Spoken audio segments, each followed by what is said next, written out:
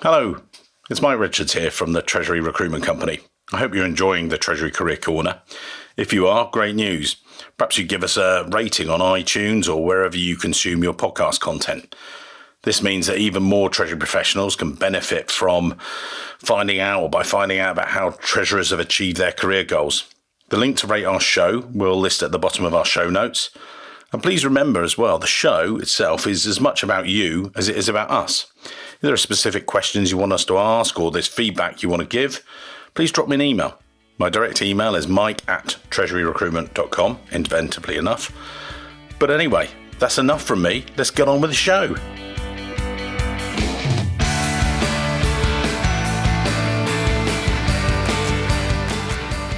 Welcome to this week's Treasury Career Corner podcast, where I interview Treasury professionals about their Treasury careers. Talk to them about how they got started in Treasury, where they are now in their careers, and where they see both themselves and the Treasury profession going next. In this week's show, I'm delighted to be joined by Marc Vandiepenbeeck, Vice President and Assistant Treasurer at Johnson Controls. Johnson Controls International are a multinational conglomerate, originally headquartered in the US, but now they're headquartered over in Ireland. As a group, they produce automotive parts such as batteries, electronics, heating, ventilation, air conditioning equipment for buildings. The group is truly multinational, employing 120,000 plus, serving a wide range of customers in over 150 companies. In 2016, the company merged, joining American company Johnson Controls, as they were, with Tyco International. Marc joined Johnson Controls back in 2005. The company manages the group's capital markets, liquidity, asset management, wide range of capital markets operations and treasury operations. In his role, he supports the treasury centers in North America, South America, Europe, Asia, the lot, basically. Prior to this role, Marc has worked within regional centers. We'll discuss this within Hong Kong, Brussels, and now over in Milwaukee. Marc, you originally from Belgium, you completed your degrees there, then led you in a sales role before moving into your finance management career. Can you perhaps talk us through the early part of your career and then we sort of go into Johnson Controls? Over to you. Yeah, I started sales jobs in college, actually, and I naturally continued after I graduated. That period of my career was really key. I learned so many skills during that time that I'm still employing today. Most people don't realize it, but sales is one of the most important skills you need to build up. And it's also one that is harder to learn, at least harder than you might think.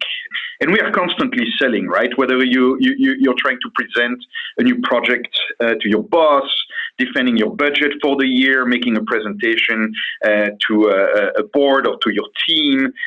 Somewhere there's a message you're trying to push or sell, and having that skill has helped me my entire career. But I realized that sales wasn't going to be fulfilling long-term for me. So I joined a medical startup company, and I did all kind of work to help them get off the ground together with the founding team there.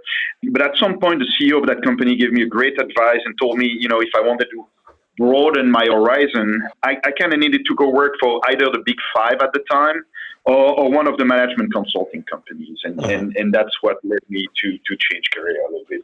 So you joined PwC, what role, within that role, what did it give you in terms of career development from a sales role to PwC and then auditing? So a bit of a move, a bit of a shift. Yeah, completely different environment. So from like startup world and sales to really like the structure of a large auditing consulting firm.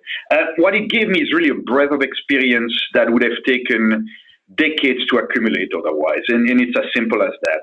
When I joined PwC, I was lucky enough to work with a partner that allowed me to work for different kind of assignments, from small local bank to large multinational bank. I also worked on real estate transaction, industrial companies, M&A type of activity. And I also worked on treasury centers. Where I saw something interesting there, it was a good combination of capital markets, corporate finance, and then strategic role in M&A that I really enjoyed when I was at PwC. So that's where I started thinking about treasury. And then how did you hear about Johnson Controls? Or, you were in Belgium, did, just hear about it locally, or what happened? Well, JCI was one of my customers, Jean-Philippe, that you know well, the regional treasurer at the time and still the regional treasurer for us at JCI, was one of my clients. And JCI was going through a transformative acquisition, at least for Europe. And a massive amount of integration work was ahead of the company. And Jean-Philippe, kept on asking me whether I was willing to join. And I felt like I had gone through everything I needed from a learning experience at PwC and took on the job. And so you joined as treasury manager, and you've been in the group ever since, actually moving through roles in Belgium, US, Hong Kong, and then back round to the US. As we go through, your career has grown, for the past, since 2005, you're looking at 14, 15 years. How has your career grown with a focus on perhaps the international experiences, first of all, obviously in your home territory, but then to the US and then the Far East? Perhaps talk us through how you've grown within your career. So I started, as I said, in the Europe, Middle East, and Africa Regional Treasury Center. Great experience. We worked on integrating that acquisition. And after that was complete, I was invited to join the team here in the US in Milwaukee for, I was told at the time, just a couple of years, but I ended up staying for 6.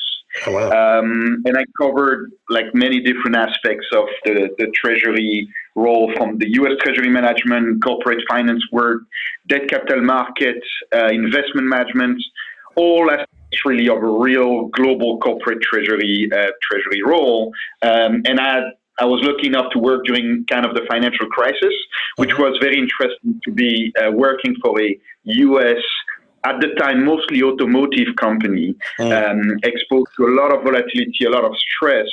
And I learned a ton, especially from a capital market standpoint. And we got to issue things like convertible notes that, under normal circumstances, kind of an investment grade company of our type wouldn't be issuing. And then at the end of 2011, the regional treasurer job for Asia Pacific opened up. And I moved to Hong Kong and led that team for a few years. It was an extremely exciting time in Asia for JCI, as we were expanding massively with acquisition, joint venture, a lot of organic investments in China. The pace was backbreaking, but the work was also very rewarding, exciting, and I kind of missed that time actually in Asia. And how was it different? So you'd made you were in Europe. Treasury, a lot of our listeners are within Europe. Then the transition to the US, and then the Far East. How was it different? You say the pace was different from the sounds of it, or what were the other things that stood out to you at the time? The difference between Europe and the Americas was not as big as what I would say the Western world, US, Europe versus Asia. Right. And when I say Asia, there's really many different business cultural differences. If you think China or Korea or Japan or Southeast Asia. A great example is particularly the Japanese culture. We worked on a large transaction with another Japanese multinational company. And my counterpart had a lot of things to work on with me, and we had a lot to agree on. But clearly, language was a barrier. So I started with phone call, but that led nowhere because of translation and talking over each other. So I ended up meeting a dozen of times with him, with translators in the room, and we got a lot of work done, and it worked, but it was all in person, and it worked well. That process took years, actually, and I got to know that gentleman very well. And one night, after a long day of meeting, we're having dinner in Tokyo, and I realized he speaks perfectly English. And I was taken a bit by surprise. We had known each other by then probably 2 or 3 years. So thinking about it and talking to him about it, I understood where he was coming from. Japanese people are extremely proud and extremely respectful people. Yeah. And he assumed that his level of English was not sufficient to conduct business with me. Like me, the French-sounding, not native English speaker person. But anyway, now that we knew each other well, he was comfortable enough to talk with me without being concerned that it would somehow offend me. Right. And that was a real interesting thing. But if you go through the rest of Asia, the cultural differences are massive. US versus Europe, besides, your traditional cultural differences, I think it's from a treasury management standpoint, it's pretty similar, and I don't think anybody would find a lot of differences there. And in terms of management, you've obviously you had teams working with you and under you and things. How is that different within the areas or not?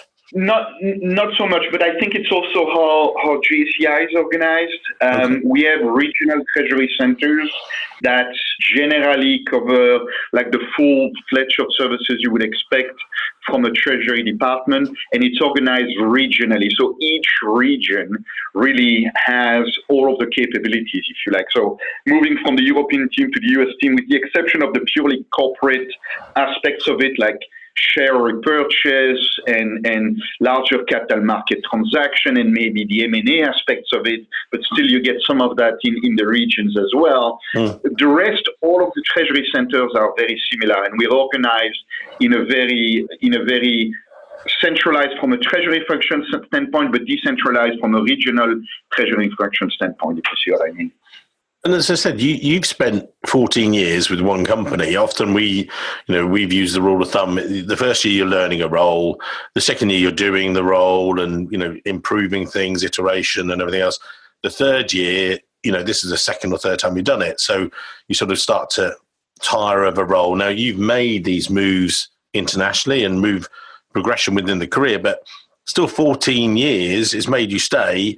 That's quite unusual. What's kept your interest, would you say? Well, first of all, JCI is a fantastic company. I was lucky enough to work on very different projects in different parts of the world, as you said, and that kept things very interesting, at least for me. And 14 years seems like a long time, but for the rest of the Treasury leadership team, they have at least that many years with the company. So it's not abnormal, and we have the ability to grow and build people in their role.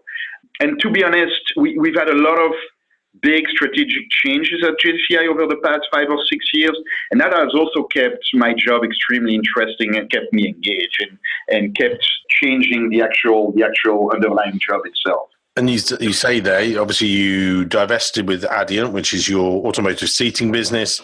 Then shortly after that, did the Tyco acquisition and then merger. What difference, as you say, you allude to it, but what it's made to you and to your position? Is it a different scale of things, or looks, there was a lot of changes there, but how has it evolved and changed? Well, it changed my position, but it also changed, I think, the entire treasury team and the way we operate. Kind of first, it created an ability for the whole team to become more nimble, more flexible, more agile, I would say, because changes was happening very fast and on a very large scale, right? We sold our facilities management business to CBRE.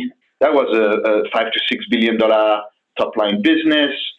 We sold our electronics business. We spun off, as you mentioned, our automotive seating business.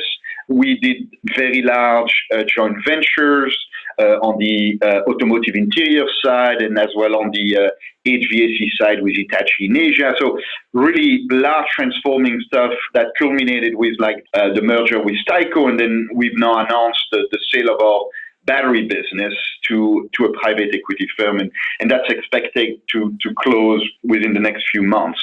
And different divestiture, acquisition, merger really forced us to rethink the way we operate. Of course, there was a tremendous amount of transition work required, and to be honest, the team has become quite an expert in that domain, which is great.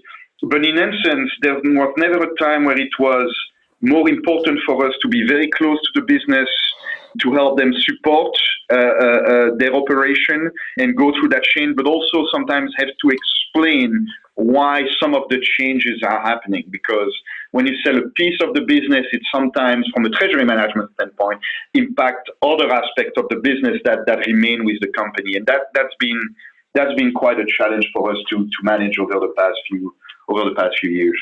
You talk about your team there. You currently manage a team within your area of 10 people. What are you like as a boss? What's your ethos? My ethos, I like that. In a nutshell, over-communication. I've evolved over time, like anybody, but the fact that I've managed so many different teams in so many different cultural backgrounds and that has shaped, I would say, the way I operate. There are obviously certain things that you can't or shouldn't communicate about, but outside of these, over-communicate. Over-communicate about expectation, over-communicate about your goals, about their goals, over-communicate about issues, over-communicate about successes, over-communicate. That's very rarely hurt me, and I think it helps everybody in the team understanding where we're going, why we need to get there, and what sort of effort that's going to take us there. And the challenge is that you also need to leave room for people to fail and learn and grow from those failures. So it's a bit of a balancing act. But if there was one ethos is over communication. And with those guys coming into Treasury, maybe you got different levels within the Treasury team, quite flat structure. No, we have a traditional hierarchical structure where we allow people to really grow through the Treasury career. So it starts at the analyst level, right. Senior analysts, we have managers, then directors, generally regional people, and then the regional treasurer, and then, assistant treasurer type of organization. So kind of I wouldn't call it like a pyramid because, Treasury team are always rather small, but there's kind of a good delineation between the different roles, and there's always a way for the team to look up and know that there's at least understand that there's a career path ahead of them.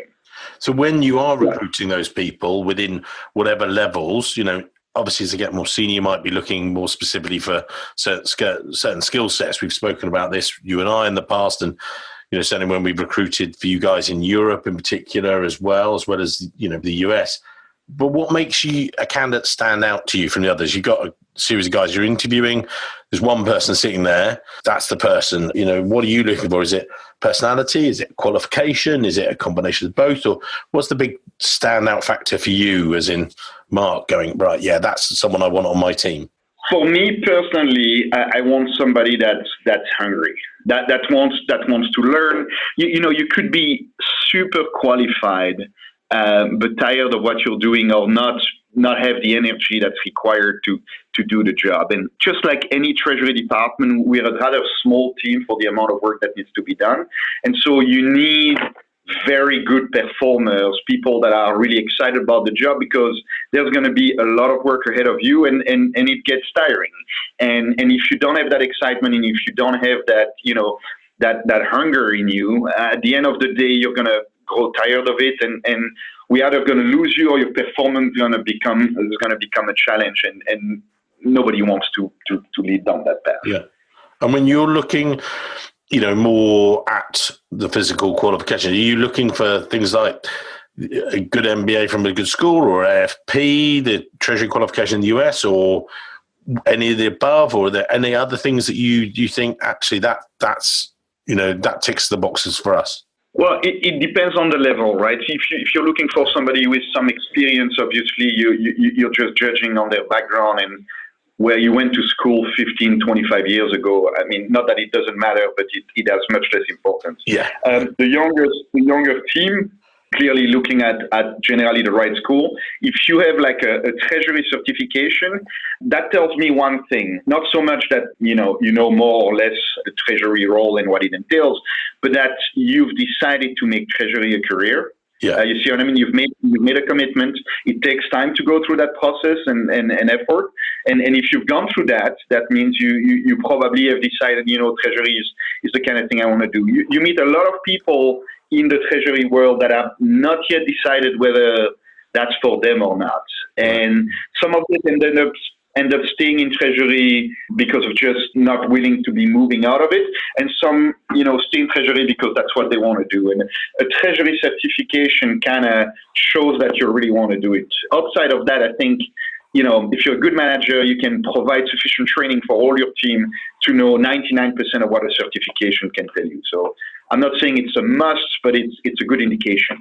Do you ever struggle to sort of attract or recruit staff yourselves? If so, where do you struggle? Is it people that are coming in perhaps with a more open mind, or that, aren't quite right for yourselves, or where have you, where's it gone wrong, if you like, or is it a flip side? I think it's different when you look at the different region we're in, right? And I had the chance to work in each one of them. So if you think about Asia, our biggest challenge was not recruiting people, but retaining them. Right. We are very large in Asia. We're in every country. So it's a great experience for people that want to work in Treasury to come and work with us, learn how a Treasury team operates, and then what often happens is after 2 to 5 years, they kind of take that experience and go in either a local company or a different team and move up from there. And chasing that kind of trend is very difficult, and it creates a bit of an attrition challenge.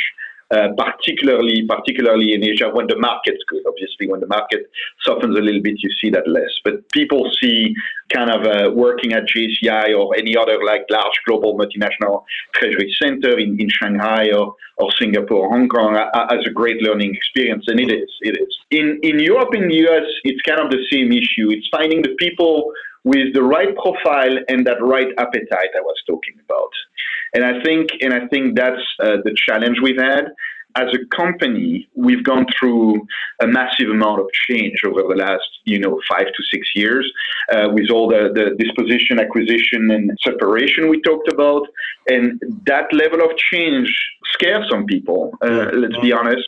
And created a bit of a challenge. I think we're looking forward. We're going to be more stable, and there's going to be less dramatic change, I would call it, within the organization. But that was part a bit of the challenge we've had. Yeah.